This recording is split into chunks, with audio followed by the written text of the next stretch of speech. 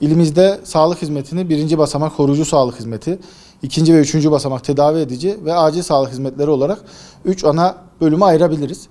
2023 yılında sadece birinci basamakta 6,2 milyon hasta muayenesi yapıldı. Koruyucu sağlık hizmetleri adına ilimizdeki bebeklerin aşı takiplerini yapmaktayız ve aşı redlerini minimum seviyeye indirmeyi planlamaktayız. İlimizdeki bebeklerin ve çocukların %98-%99'un aşılarını 2023 yılında tamamladık. Bunun haricinde kanser taramalarını erken evrede yapmaktayız.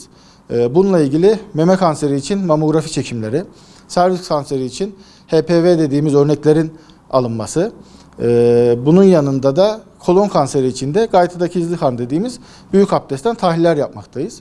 2023 yılı içerisinde yaklaşık 75 bin hastaya sahada kanser taraması hastanelere gelmeden yapıldı. Bu sayı ilimizde 2022 yılında 16 binlerdeydi. Yani yaklaşık %400'lük bir artış sağladık. Bununla beraber 75 bin hasta içerisinde de yaklaşık 45 tane hastamızın kanser tanısını daha hastaneye gelmeden erken evrelerde saptayıp ileri tedavi gerekmeden önceden tedavilerini yaptırdık. Bunun dışında anne ve bebek ölümlerini azaltmak için ilimizde birinci basamakta çalışmalar yapmaktayız. 2022 yılında ilimizde maalesef 7 anne ölümümüz gerçekleşmişti. 2023 yılına başlarken hedefimiz ilimizde hiçbir anne ölümü gerçekleşmemesi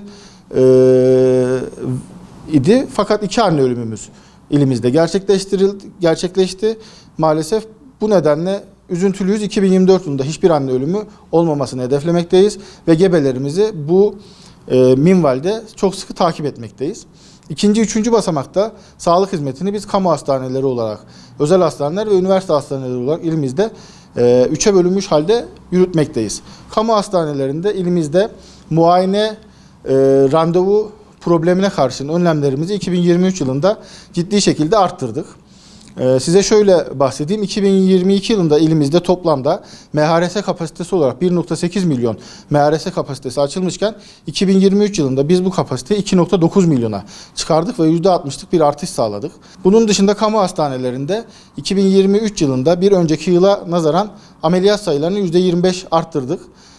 İlimizde sadece kamu hastanelerinde yaklaşık 110 bin ameliyat 2023 yılında gerçekleştirildi. Evde sağlık ziyaretlerimizi yine %25 arttırmış bulunmaktayız. Yaklaşık 50 bin hastamıza, 50-55 bin hastamıza evde sağlık ziyaretleri kapsamında evlerde ziyaretlerini yapıp gerekli bakımlarını gerçekleştirdik. Bunun yanı sıra ilimizde kamu hastanelerinde 2023 yılında yaklaşık 14 bin doğum gerçekleştirildi. Bu sayı bir önceki yıl 16 bin civarındaydı. İlimizin doğurganlık hızında bir düşüş mevcut. Bununla ilgili takiplerimizi ve çalışmalarımızı yapmaktayız. İlçe hastanelerimizi güçlendirerek ilçe hastanelerimizden merkez hastanelerimize ve merkez hastanelerimizde yapılamayan tedavilerin de başka illerde tedavi edilmesine yönelik çalışmalarımızı yaptık. 2023 yılında yaklaşık 2000 tane sevk sayımızı hastaneler arası ilimiz içerisinde hastaneler arası sevk sayımızı azalttık. Bir önceki sene 12 bin olan sevk sayımız bu yıl 10 bine geriledi. Bunda en büyük etken ilçe hastanelerimizin güçlendirilmesi. Yine il dışına burada yapamadığımız tedavileri göndermede yaklaşık %50-%60 oranda bir azalma sağladık. Yani hastalarımızı acil tedavilerini ilimizde gerçekleştirildik. 2022 yılında ilimizden yaklaşık 355 hasta işte hava ambulansı ve kara ambulansıyla il dışına sevk edilirken 2023 yılında bu sayı 135'lere düştü. Bunu yaparken İlimizde toplam 85 ambulans, 51 acil sağlık istasyonuyla hizmet vermekteyiz. 2023 yılı içerisinde 4 yeni acil sağlık istasyonu ilimize kazandırdık ve vakalara hızlı bir şekilde ulaşımı sağladık. İlimizdeki sağlık hizmetlerini geliştirirken yatırım faaliyetlerine de çok ciddi önem verdik. Bu minvalde şu an devam etmekte olan 2 tane ilçe hastanemiz var. Bunların birini inşallah Nisan ayında 25 yataklı Bahçesaray Devlet Hastanesi'ni açmayı planlıyoruz.